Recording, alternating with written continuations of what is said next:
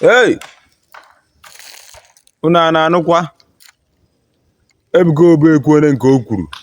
Onye ọbụla a na-eti mkpu, a na-ahụli elu, na-asị kedu ife mere o ji kwuo ọdịrị okwu anụwa? Kedu ife mere o ji mepee ọnụ na-ekwu ọdịrị ihe anụwa n'ụlọ ụka? Bata ibala anya, ọ bụ na ife ị na-eme, ọ bụ na ife a na-eme bụ ife ziri ezi, ekwuo ya, ụwa ga na-asị na ife ziri ezi. Kedu ka nwaanyị nọ na nsọ ga-ejigide ebikọsa mmadụ aka n'isi? Enweta n'ebe ifuru na Baịbụl ebe nwaanyị nọ na bụ onye isi nchụaja. Kedu ebe ifuru ya ka gwa m? Enweghị ebe ọ dị na Baịbụl. But ndị Baịbụl nọ ha eburu ya n'isi. Ebuka Obi ekwuole nke o kwuru. Ndị na-aghọta the meaning of okwu o kwuru apụta na social media na-eti mkpu.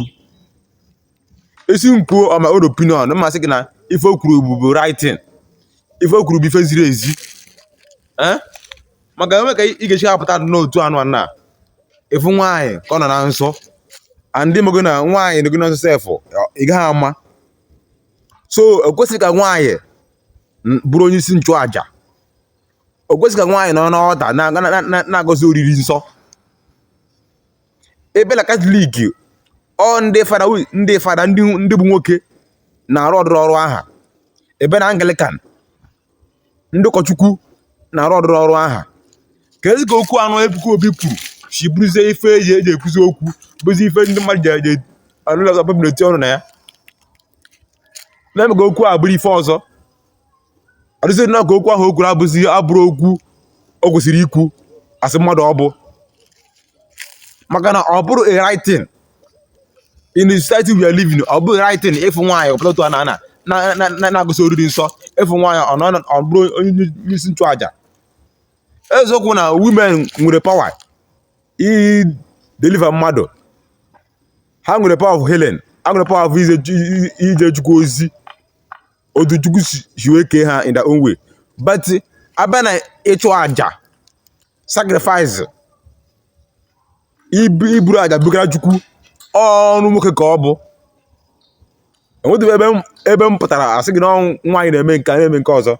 Ka ezi ka okwu a na-achị bụrụzie ife bụ maka sị na Ebuka Obi kụziri ya.